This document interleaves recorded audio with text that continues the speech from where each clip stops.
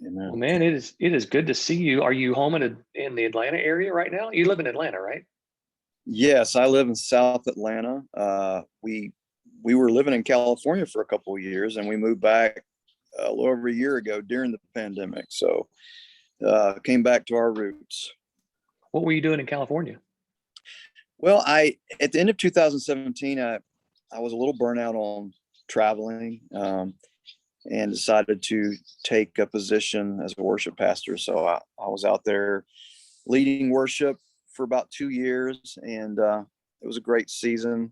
But when everything crazy started happening, we just felt God prompting us to come home, and so we did that. Stepped out in faith, and I left that job, and God just provided everything we needed, and I didn't realize He was going to draw me back to recording and ministering on the road again. But that's kind of where it seems like it's going. Well, it can't be that easy just to pick up and leave with 10 children.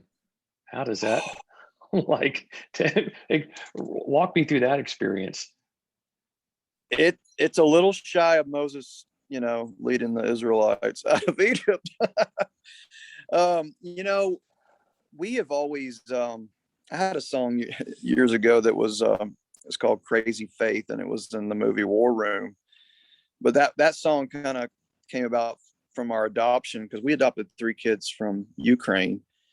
And my wife and I we've never shied away from stepping out in faith in ways that just looked ridiculous to everybody around us, and including our family. And so, when my wife she has the gift of discernment. And so, when I see God starting to prompt her or lay something on her heart, usually starts with her. And then the Lord confirms it with me. And we're like, you know what? This is what God's calling us to do. We're just going to do it. And so we've lived by crazy faith, our whole marriage. So it's not strange for us to say, all right, well, we're moving across the country. We don't know how.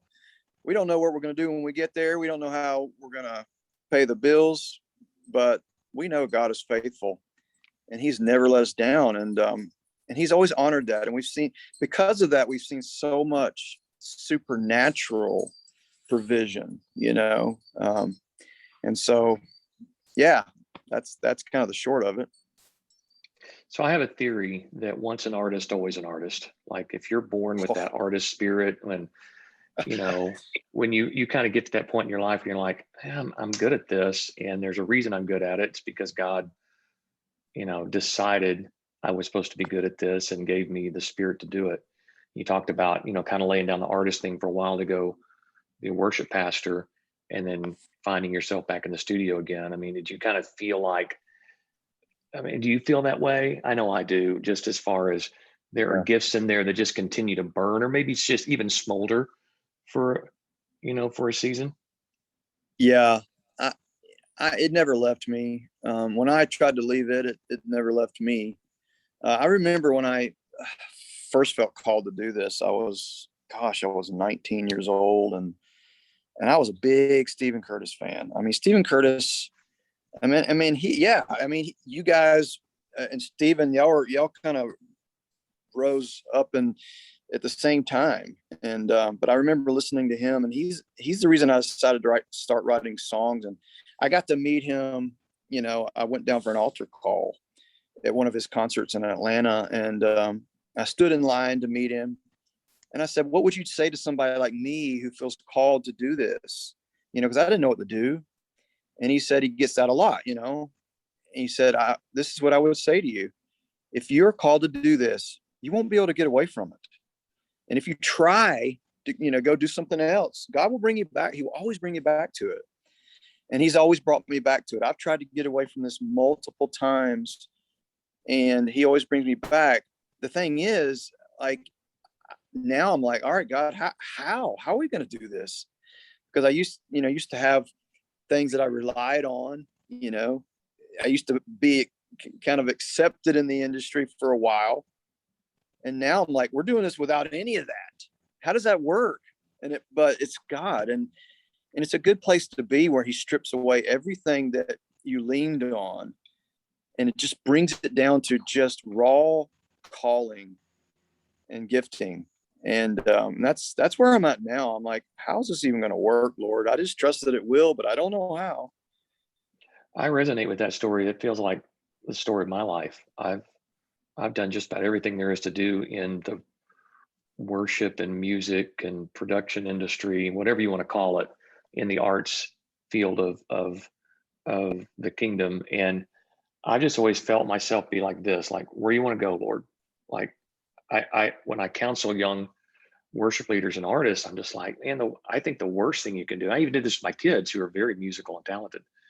I was like, I just don't see the value in chasing something that if God wants you to do it, he'll make that way. You won't be able to get away from it, like you said earlier. It just Right. you won't be able to ignore it. Let music, let success in the industry come find you, and let it come. Let yourself be prepared in that moment. And it sounds like at least one of your kids is being kind of prepared for that moment. Tell me about the song with Sophie and kind of what that does to you as a dad. Well, like you said, your kids are inherited this gift of music, and mine have. Just about all of my biological kids are very musically inclined. Very. My wife is talented, in music as well. And but Sophie, she has this. She's 16. She's Our personalities are so similar. She's so much like me, and that's good, and then that can be bad too. I'm like, oh gosh, don't be like me. But when I wrote this song with a couple of guys. One, Tony Wood, awesome writer, but I just wanted to write a song about the father's heart. And so I started writing the song, and the first line I came up with was, when I bow in shame, because I have dealt with shame a lot in my life from a young age. Just the enemy really tries to paralyze us with shame, and I've also seen that manifest in my daughter. She went through some really hard stuff when we lived in California. Very traumatizing things that she went through, and so when we moved back, I've watched God heal her and really bring her out of a dark place.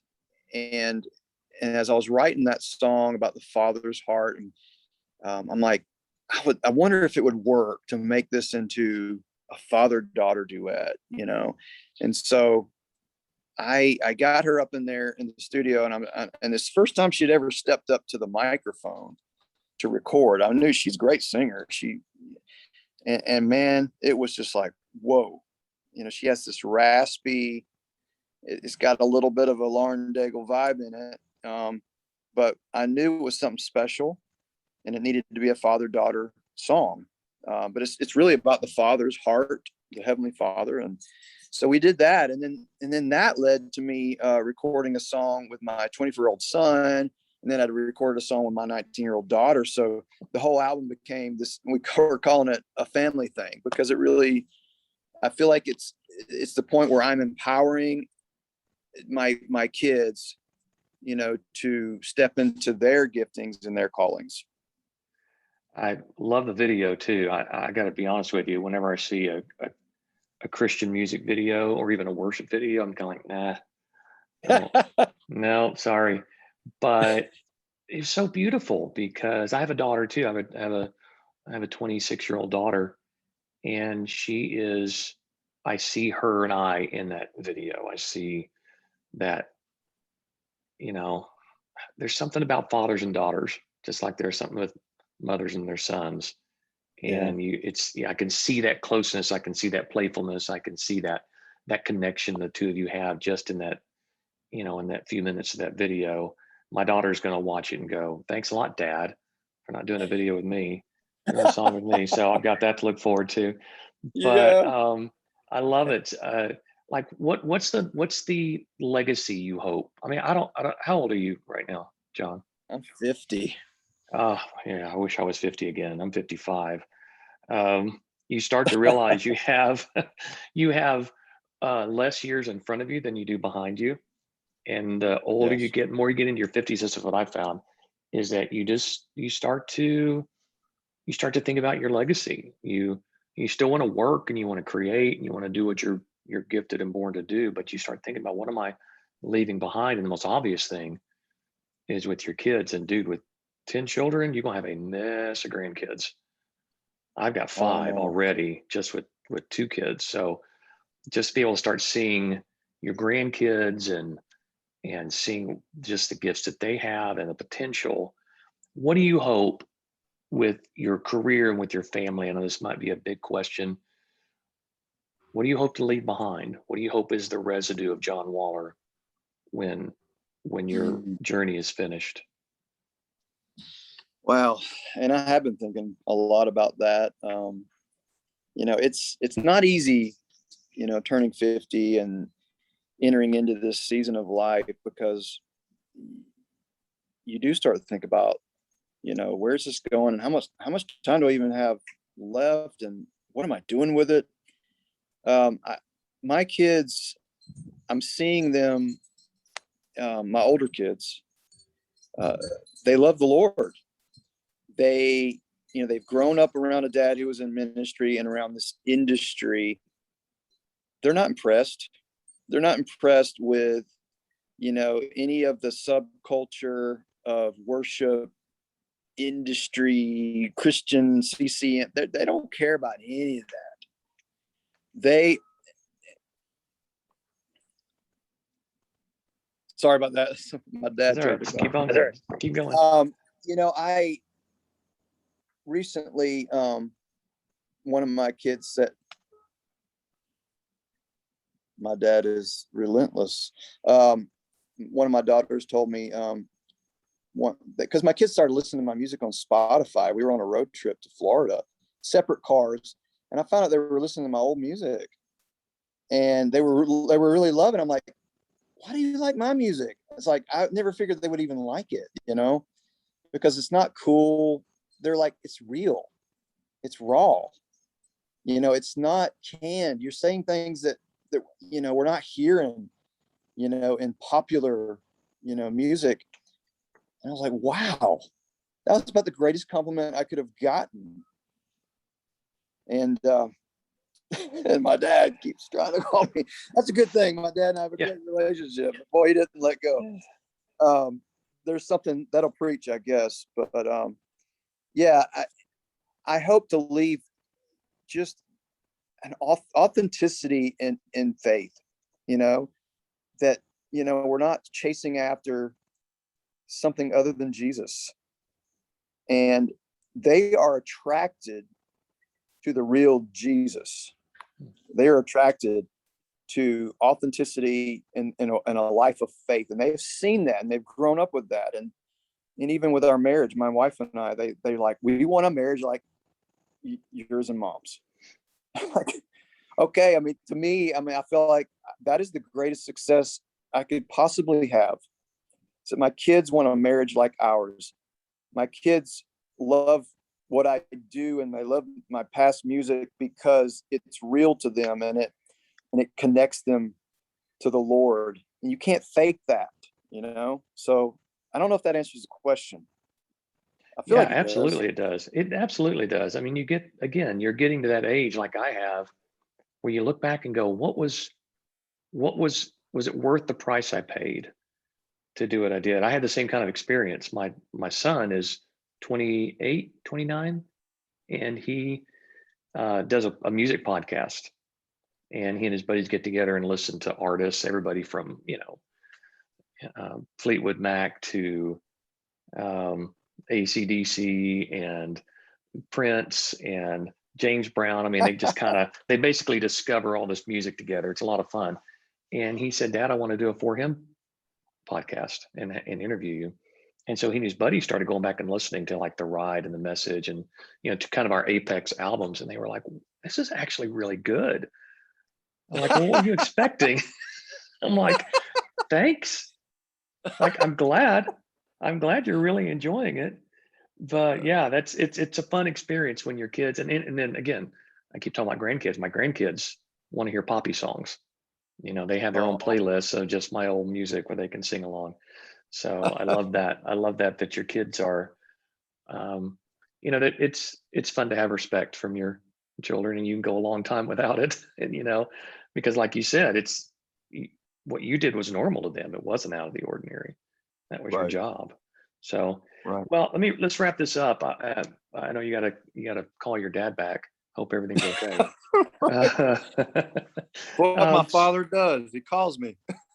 so, listen, I'm looking forward to the new album. Love the I love the first song that you have from that with Sophie, and we'll play it on the show. Uh, tell me when the record will be done, and kind of what we can expect from The you in the future. yeah. Well, I'm releasing the next song is a duet with my daughter Hadley, and it's a vertical worship song called Symphony, and so that will come out in September 16th or 17th, and then the full album will drop just after the first of the year, probably just early February. The whole album will drop. So I'm excited about it. I don't. My only expectation of it is that God will do something with it. I don't have any kind of. I'm not chasing after anything anymore. Thank God. Um, I just trust Him that He'll make a way where there's no way. It's hard. Everything's changed, right? I mean, come on. Right? Yeah. Since when you and I, Hmm. and you were in the industry way longer than me, but it's nothing like it was. So it's very difficult to get music out there now. Yeah. Yeah. There's not going to be a lot more of those handed out. Right. That's kind of why I Right. keep them around, just to go. There was a time when that was the that was a measure of success in the industry, and Right. now you just have to trust that God's going to get your message to whoever needs to hear it. That's right. Yeah. Well, I'll never John, forget thanks the for first doing time what you I heard do. Where There's Faith. Oh man, were you like 5 years Andy, old? thanks for doing what you do, man. I appreciate. I know, man. I was a Back when I senior in was. high school. I was just giving my life to the Lord, and that was one of the first albums that I bought. Oh And wow, so wow, I love that's your really voice, man. cool. Thank you very Yeah. much. Thanks. Well, it's always nice to hear someone say, "I love your music," instead of, "Man, my parents really like your music." It's Right. refreshing. It's refreshing Right. to hear that now and then. Well, John, thanks again. And listen, we'll have you back on once the record's done. We'll bring you back on the show and talk all about it. Sounds great, brother. All right, take care. All right. Bye All right, call your dad back. bye. I will.